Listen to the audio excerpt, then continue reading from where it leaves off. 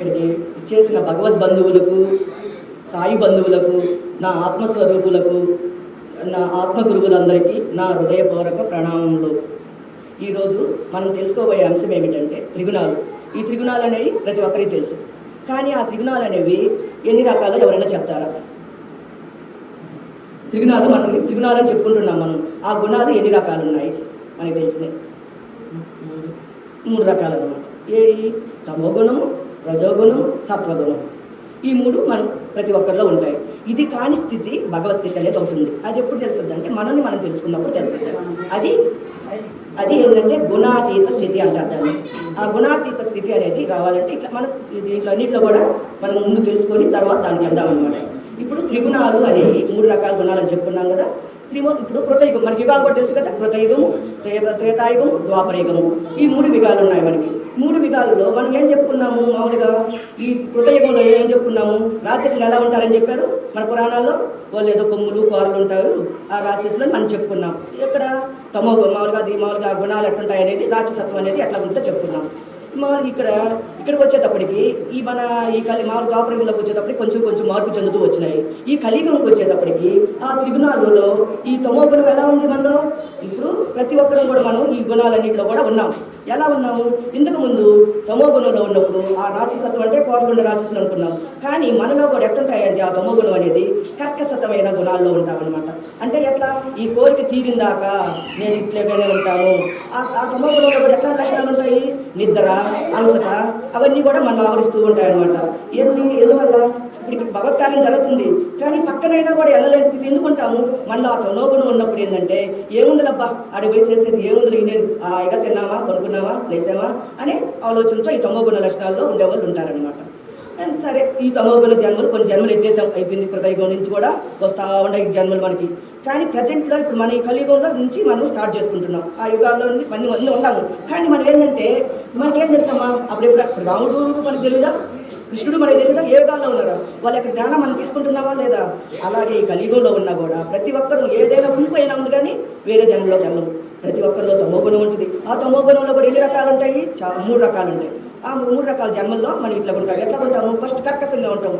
ఏంది నాకు ఈ కోరిక తీరిందాక దేవుని ఎట్లా రాక్షసులు ఎలా కోరుకుంటారు? కోరిక తమోగుణంలో ఉన్నప్పుడు ఒంటి కాలు మీద తపస్సులు చేసి నాకు ఈ కోరిక తీర్చిందాక ఒప్పుకోవని ఆ శివుడిని బాగా ప్రేరేపించి ఆ కోరికలు తీర్చుకుంటాం.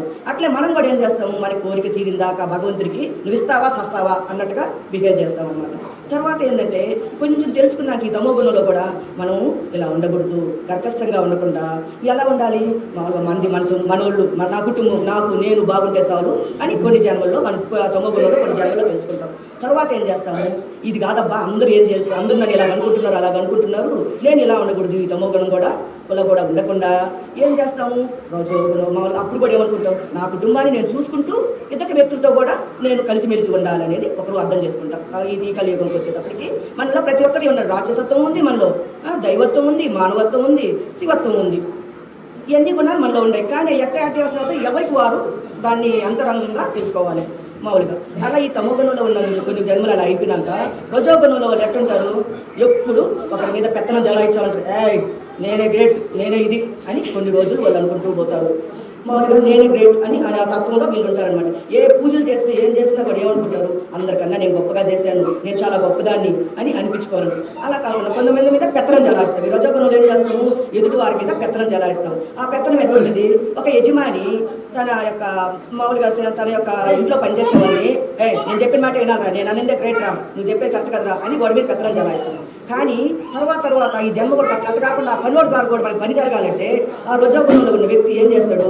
మనకి ఉండకూడదు, నన్ను అసలుగా అనుకుంటున్నారు వీళ్ళు, నేనేంటంటే మారి నన్ను నేను తెలుసుకొని ఏం చేయాలా? లాభం కోసం ప్రయత్నిస్తాం. ఈ రజోగుణానికి వచ్చేటప్పటికి ఏదైనా లాభం వాడిని మంచిగా పట్టుకొని వచ్చుకొని ఆ రజోగుణంలో కూడా మనం ఏం చేస్తాము? ఆ పని మనిషిని కూడా ఇట్లా కాదు ఉండేది, మనం వాళ్ళతో ప్రేమతత్వంగా ఉండాలని మనం అనుకుంటాం.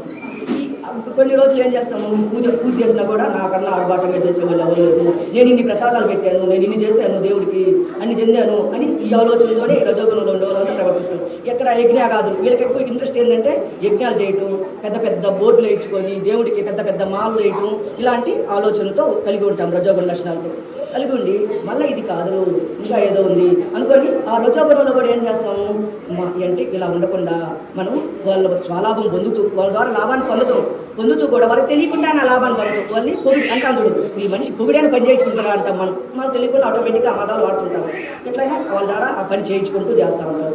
ఇది మన ముందు ఈరోజు ఈ సత్వగుణంలో ఏం చేస్తాము, సత్వగుణానికి వచ్చేటప్పటికి ఇవన్నీ మనకి యాక్టివేషన్ అవుతాయి. తమో గుణంలో నువ్వు చేసిన ఆలోచనలు అయితే మీ రజోగుణంలో నువ్వు చేసుకున్న ఆలోచనలు అన్నీ కూడా ఈ సత్వగుణానికి వచ్చేటప్పటికి మనకి యాక్టివ్ అవుతాయి అనమాట. నేను ఇన్ని పూజలు చేశాను, ఇన్ని వ్రతాలు చేశాను, ఇన్ని హోమాలు చేశాను, దేవుడికి ఇంత చేసుకున్నాను కదా నేను, కానీ నేను ఎందుకు ఇంత కష్టాలు పడుతున్నాను అని అప్పటికప్పుడు మనం భగవంతుని ఎందుకు నన్ను ప్రశ్నించుకుంటా ఉంటాం. కానీ రజోగుణం తమో గుణంలో ఉండేవాళ్ళగా మనకి ఎంత సత్వగుణాలు అనుకున్నా కూడా అది మనకి ఫుల్ఫై కాదనమాట. ఈ సత్వగుణంలో ఏం చేస్తావు, నిన్ను నువ్వు ప్రశ్నించడం మొదలు పెడతావు. ఇప్పుడు దాకా ఏం చేస్తావు, బయట ఉన్న దేవుళ్ళని అందరినీ చూసుకుంటూ ఉన్నావు. ఇప్పుడు నీలో ఉండే భగవంతుడిని ప్రశ్న వేస్తున్నావు, నేను ఎందుకు వస్తున్నాను, నాకు ఎందుకు ఈ కష్టాలు వస్తున్నాయి, నేను ఎందుకు ఇలా ఉంటున్నాను, ఇంతకుముందు ఇలా లేదు నాకు, ఇంతకుముందు నేను పూజలు చేసినప్పుడు హాయిగా జరిగిపోతుంది, నేను చాలా హ్యాపీగా ఉన్నాను అప్పుడు, కానీ ఇప్పుడు ఏమనిపిస్తుంది, నేను హ్యాపీగా లేదే, ఎదుటి వాళ్ళందరూ నాకన్నా బాగున్నారే, వాళ్ళందరూ బాగా అనుభవిస్తున్నారా, కష్టాలు ఏం లేవే నాకు అంటే ఈ సత్వగుణంలోకి వచ్చేటప్పటికి నువ్వేం చేస్తావు, నిన్ను సరి చేసుకోవడానికి ఈ సత్వగుణంలో ప్రవేశిస్తావు. ఈ సత్వగుణంలో వాళ్ళు ఎప్పుడు ఏంటంటే ఇట్లా అనుకుంటుంటారు, కానీ ఏ కోరిక మీద స్థిరంగా నిలబడరు. సత్వగుణంలో ఉండేవాళ్ళు ఏ కోరిక మీద కూడా నిలబడరు అనమాట.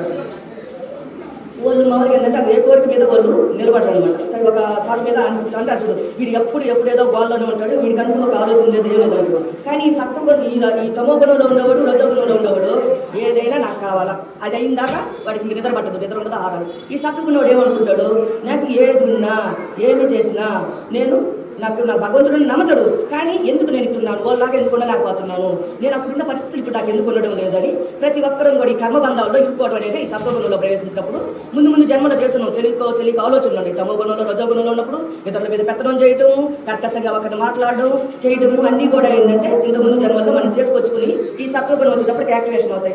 కానీ ఆ సత్వగుణంలో కూడా ఏమనుకుంటాము, ఏమో ఎవరన్నా ఏమన్నా అనుకుంటారేమో, నేను ఈ పని చేస్తేను ఎవరన్నా ఏమన్నా నన్ను తప్పుగా అనుకుంటారేమో, ఇది కరెక్టా, ఇది ఒప్ప తప్ప అని 100 రకాలుగా ఆలోచించుకొని ఈ సత్యగుణంలో ఉండేవాళ్ళు ఈ సత్వగుణంలో ఉండేవాళ్ళు చేస్తావన్నమాట.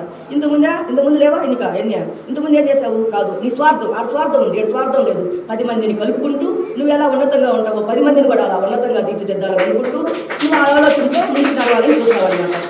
అప్పుడు ఏమంటే ఈ కర్మబంధాలన్నీ కూడా ఏంటంటే, ఏందబ్బా ఇంతకుముందైతే మనం ఏమనుకుంటే దేవుడు క్షణాలు చేసేవాడా, ఏందబ్బా ఇప్పుడు చూస్తే నాకేంది, నేనేమనుకుంటే జరగట్లా, ఆ పక్కోటి అయితే ఓ టెంకాయ కొట్టేసాడు, పూజలు జరిగిపోయి నాకేందబ్బా, నేను ఇన్ని పుస్తకాలు చదివేసానా, ఎంత చేసేసానా, కానీ నాకు ఇప్పుడు ఏం జరగదు. కానీ ఎక్కడ జరగటం లేదు, నీలో ఉండే భగవంతుడు నిన్ను అన్వేషించుకుంటున్నాడు, నీ లోపలికి నిన్ను తీసుకెళ్తున్నాడు.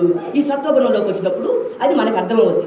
అర్థమయ్యి దానిలో నుంచి ఫాలో అవ్వాలంటే ఏం చేస్తాము, 10 మందితో ఇంతకుముందు ఎవరితో తమో గుణంలో ఉన్నప్పుడు నాకెందుకు, నా కుటుంబం నేను అలా బతికేసిన అయిపోయింది అనుకుంటాం. రజోగుణంలోకి వచ్చినాక వేరే వాళ్ళ మీద పెత్తనం చలాయిస్తా, నేను నలుగురిని కలుపుకున్నా, నా అలాంటి వాళ్ళు 100 మంది వచ్చిండ్రు అని ఆలోచిస్తాను. ఈ సత్వగుణంలోకి వచ్చేటప్పటికి నేను ఎలాగున్నానో నాతోటి వాళ్ళు కూడా అలాగే ఉన్నారు, వాళ్ళు కూడా దైవత్వంలో ఉన్నారు, వాళ్ళకి తెలియదు, నేను తెలియజెప్పుకుంటూ నేనేదైతే తెలుసుకున్నానో దాన్ని వాళ్ళకి చెబుతూ నన్ను నేను ఉద్ధరించుకుంటూ వాళ్ళని కూడా ఉద్ధరించాలని ఈ గుణంలో ఉండే వాళ్ళకి కొంచెం ఆలోచన వస్తుంది అనమాట.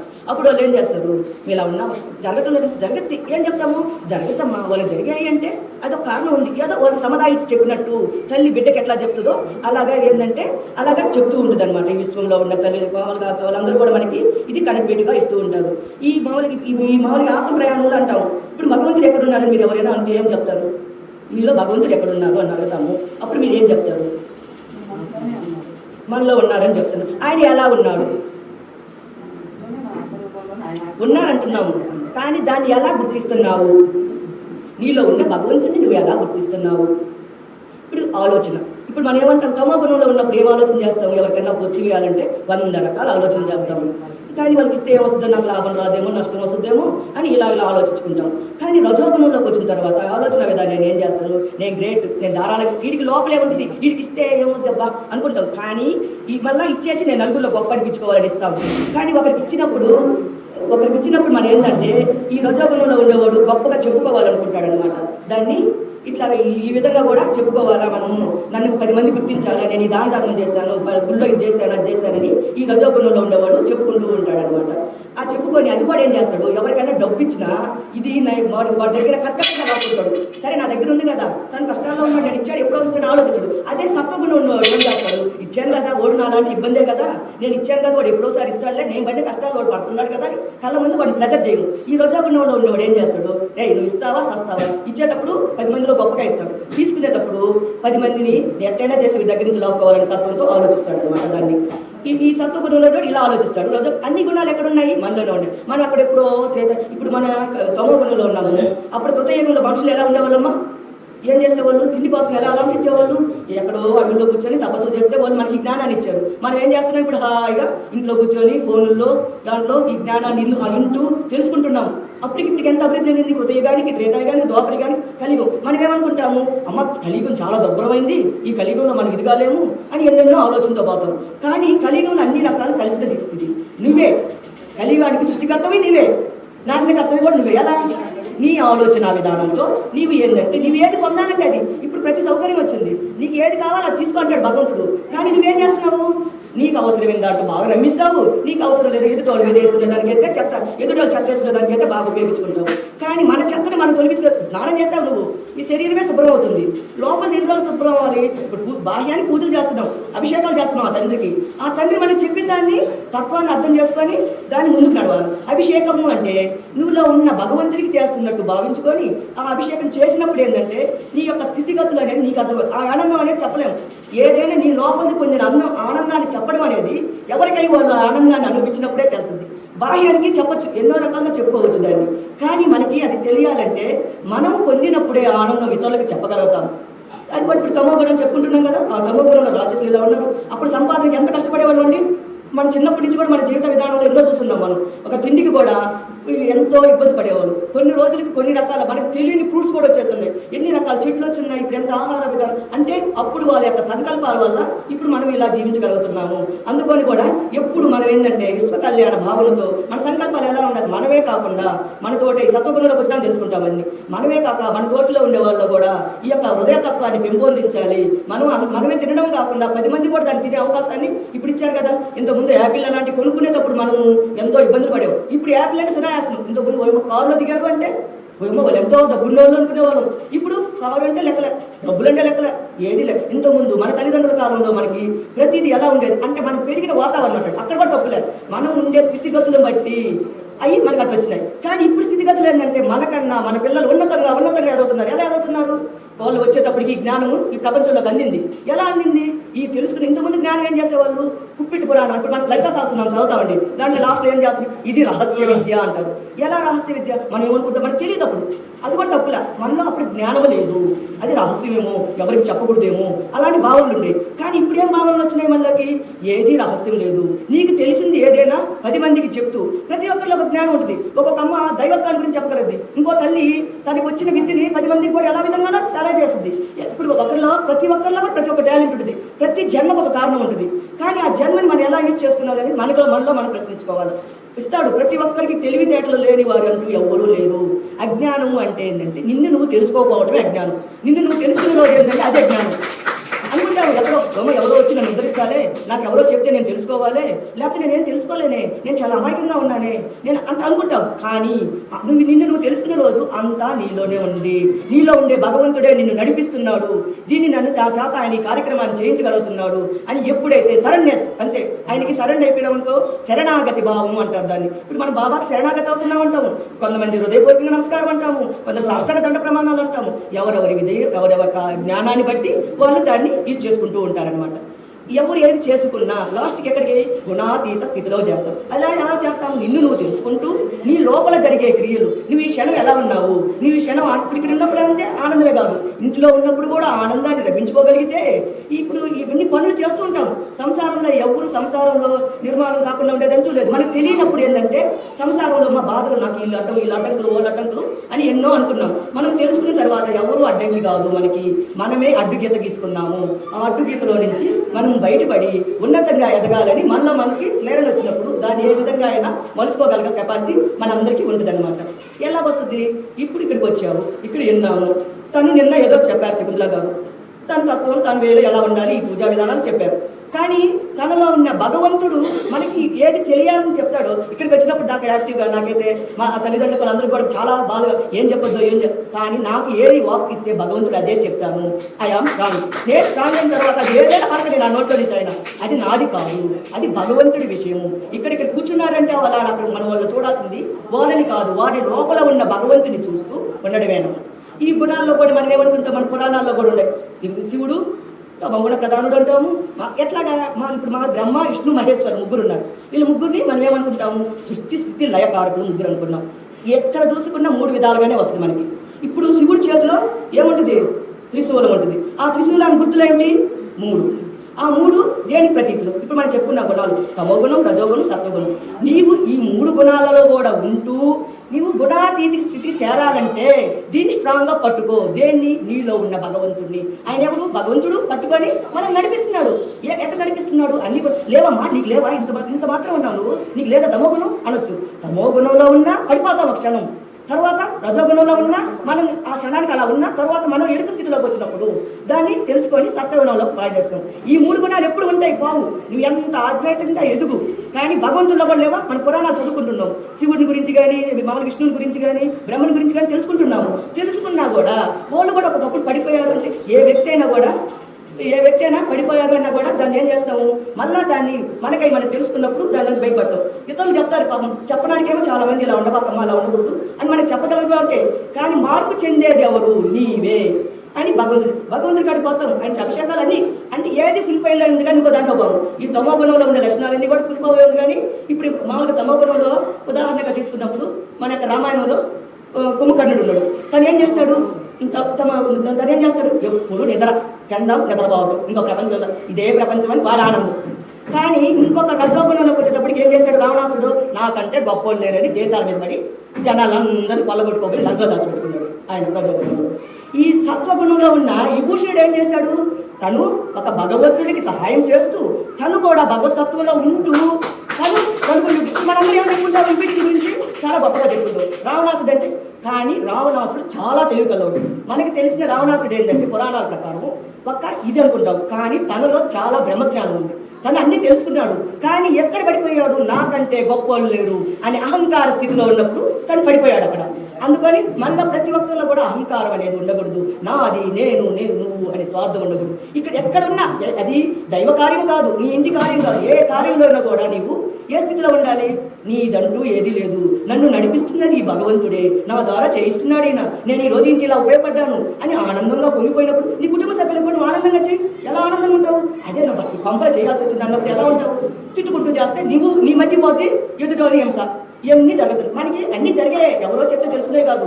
కానీ దానిలో నుంచి మనం బయటపడాలి అంటే మనల్ని మనం ప్రశ్నించుకుంటూ మన లోపలికి మనం వెళుతూ భగవంతుని యొక్క తత్వాన్ని తెలుసుకుంటూ నీకు ఈరోజు ఈ అవకాశం ఇచ్చారు భగవంతుడు, నీకు మానవ జన్మించాడు, అన్ని కాళ్ళు ఇచ్చాడు, చేతులు ఇచ్చాడు, అడ్డించాడు. మేమే గొప్ప అనుకుంటాం. కానీ మనకన్నా కూడా సకల జీవచరాలు కూడా జ్ఞానం ఉంది, మనలోకి ఏముంది, తెలుసుకునే తెలివితేటలు ఉన్నాయి. కానీ మనము ఏం చేస్తాము, అమ్మ నేను గొప్పమ్మ, నేను ఇన్ని చేశానమ్మా, నేను అన్ని పొందానమ్మా ఆనందాన్ని అనుకుంటాం. కానీ వెంకటేశ్వర స్వామిలో కూడా ఏముంటుంది, వెంకటేశ్వర స్వామి బొట్టి ఎలా ఉంటుంది చూసారు మీరు, 3 ఆయనలో కూడా 3 ఇట్లా 3 పెట్టుకుంటాయి. ఆయన ప్రతి ఒక్కటి ఏం చెప్తాడు, అన్ని గుణాలు నీలోనే తండ్రి, ఆ గుణాల్లో నుంచి బయటపడేది కూడా నువ్వే అని. అంటే తత్వం తెలుసుకున్నప్పుడు విడిగా అయితే బాగా అందరం చూసేది అదేనమ్మా. ఇప్పుడు మామూలుగా బొట్టు ఉంది, ఆ బొట్టుని ఏం చూస్తాం, అబ్బా భలే అందం ఉందని చూస్తాం. ఒక తెలియనోడు తెలుసుకున్నాడు ఏం చేస్తాడు, ఆయన ఏం చెప్తున్నాడు అంటే భగవంతుడు మనకి ఈ గుణాలన్నీ నీలో ఉన్నాయ్యా, ఈ గుణాలన్నింటినీ నువ్వు ఉంటూ కూడా నన్ను మరవబాకయ్యా, ఏ క్షణం కూడా నన్ను మరవబాకని వాళ్ళు మనకి సూక్ష్మ రూపంలో తెలియజేస్తారు. ఈ త్రిగుండాలు అనేది కూడా ఇప్పుడు శివుడికి ఇక్కడ మనం అనుకుంటాం త్రిగుండాలు ధరించేసి మధ్యలో బొట్టు పెట్టి, ఇది జ్ఞాన నేత్రం అంటాం. ఈ గీతలు కూడా ఏంది, అయ్యో త్రిగుణాలు. జ్ఞానాస్థిత స్థితి అంటే ఇక్కడ దర్శించుకుంటాం మనం. ఎక్కడ భగవంతుని దర్శించుకుంటాం, ఇక్కడ. ఇప్పుడు కొంత పోయేటప్పటికి ఫస్ట్ ఇక్కడ దర్శిస్తాం, మన స్వప్న దర్శనం అంటాం కొన్ని. ఆ స్వప్నంలో కొంత తెలుసుకుంటాం అనుభవ జ్ఞానాలు వస్తాయి. తర్వాత నీ ధ్యాన స్థితి అంటాం కదా, ఆ ధ్యాన స్థితిలో కూడా నువ్వు వెళ్తూ ఉన్నప్పుడు నీలో ఉన్నాయి నీకు తెలుస్తాయి, ఎదుటి వాళ్ళు చెప్పాలి. కొందరు చూస్తాయో చెప్పారబ్బా ఈ వ్యక్తి నా గురించి వాళ్ళు చెప్పేశాడు, ఇంకన్నీ తెలుసుకుని ఎట్లా తెలిసినాయంటే ఆ వ్యక్తి కూడా ఆ తనలో తను చూసుకుంటూ భగవంతుడు ద్వారా మనకి అది తెలియజెప్తాడు. అవి తెలియజెప్పినప్పుడు ఏంటంటే వాటిని తెలుసుకొని మనం ముందుకు పోవడం మనం నేర్చుకోవాలి. చెప్పడం వరకే. మన తల్లిదండ్రులు కూడా ఉన్నారు, జన్మించే వాళ్ళు, నువ్వు ఈ జన్మ తీసుకున్నావురా అని తల్లిదండ్రులు కొంతవరకే ప్రయాణిస్తాడు. కానీ కొన్ని రోజుల తర్వాత సంసారం, మనకంటూ ఒక సంసారం వస్తుంది, భర్త పిల్లలు అందరూ ఉంటారు. కానీ వాళ్ళలోనే మనం ఇరుక్కోవాలి. మనం నడిపించేవాడు ఎవడా? నా భగవంతుడు, నా చేత చేయిస్తున్నాడు ఆయనే, చేయించేది ఆయనే, చెందేది తినేది ఆయన, అన్నీ అనుకొని అంత ఆత్మార్పణ భావం ఆయనతో ఉన్నప్పుడు ప్రతి ఒక్కటి మనకి ఈజీగా జరిగిపోతుంటాయండి. కానీ అట్లా కాకుండా మనం ఏమనుకుంటాము, అబ్బా ఈ రోజు నేను చేశానమ్మా, అయిపోయినా నా అలాగే ఎవరు చేయడమ్మా అనుకుంటాం. కానీ నీలాగా ఎవరు చేయలేరు అన్నప్పుడు కొన్ని వాళ్ళకి నీ స్థితి పడిపోద్ది. ఎట్లాగా ఈ నొప్పులు రూపంలో వచ్చేస్తాయి. నేను ఇన్ని రోజులు చేస్తున్నాను, ఈ రోజు చేయలేకపోతున్నాను ఈ పని అంటే అది నువ్వు తెచ్చుకునేదే, నీ ఆలోచన. అది ఎక్కడి నుంచి వచ్చింది నీ ఆలోచన? నీ నొప్పులు ఏంటి కూడా ఎక్కడి? నీ ఆలోచన కరెక్ట్గా ఉండాలి అంటే అని చెప్తారు. ఆలోచన కరెక్ట్గా ఉండాలి. అమ్మా ఏంటమ్మా నేను ఈరోజు బాగా ఆలోచించినానమ్మా, ఇటు ఉండకూడదు అటు ఉండకూడదు అనుకున్నానమ్మా, కానీ నాకు ఇటు ఎందుకు లేదమ్మా నువ్వు. కానీ అది ఎప్పుడు వస్తుంది? నీ ఆలోచన. నేనేం ఆలోచన ఏమక్క ఇలా ఉన్నావు, నువ్వు ఏదో ఆలోచిస్తున్నావు అని అంటావు. కానీ నేనేం ఆలోచించలేదమ్మా, నేను బాగానే ఉన్నాను, ఎందుకు అలా అంటున్నావు అని అంటావు. కానీ మన లోపల ఎన్నో ఎన్నో ఆలోచనలు ఉంటాయి. అవన్నీ కూడా ఇప్పుడు భగవంతులు అప్పుడు ఎప్పుడో చేతారు మన వాళ్ళందరి గురించి చెప్పుకుంటున్న కృతజ్ఞత ఉండే వాళ్ళందరి గురించి కూడా అలాగే ఈ రోజు నువ్వు చేసిన ప్రతి ప్రణాళికలకి నీవే కర్తవి, నీవే అన్నిటికీ కారణభూతురాలు కూడా నువ్వే అవుతావు. అందుకని ఏం చెప్తాను, భగవతత్వంలో ఉండేవాళ్ళు నోటిని వెంట వచ్చే ప్రతి పదము ప్రతి విషయం చాలా చాలా ఇదిగా ఉంటుంది. దాన్ని కరెక్ట్గా దాన్ని సద్వినియోగం చేసుకునే స్థితిలో వాళ్ళ యొక్క వాక్కు ఉండాలి. మనం రాజనాయకుల్లో ఉన్నాం, అందరం పూజలు చేసుకుని అందరం చదువుతున్నాం. కానీ ఆ వ్యక్తి ఎలా ఉండాలి అనేది మనం ముందు గ్రహించుకొని ఇతరులకి చెప్పగల స్థితిలో ఉండాలి. కానీ ఇతరుల లోపాలు ఎత్తకూడదు. ఎప్పుడు మనలో లోపాలు చూసుకున్న రోజే మనము అప్పుడు ఉన్నతగా ఎదగలుగుతాము. ఇతరుల లోపాలు ఎక్కమంటే నేనే ఇందులో మెట్టాడమని చెప్పమంటే 100 నుంచి చెడ్డ గుణాలు చెప్పేస్తాం. కానీ మంచి గుణాలు ఏ రోజైతే నీకు తీసుకుంటావో ఆ రోజు ఉన్నతంగా నువ్వు ఎదగడమే కాకుండా నీ తోటి వారిని కూడా ఎదిగిస్తావు. మామూలుగా అట్లాగా జరిగిపోతూ ఉంటాయి ఈ గుణాలనేవి కూడా. నాకు అవగాహన అయిన వరకు ఈరోజు మీకు ఇది తెలియజెప్పగలిగాను. నేను మీకు అందరికీ కూడా హృదయపూర్వక నమస్కారం.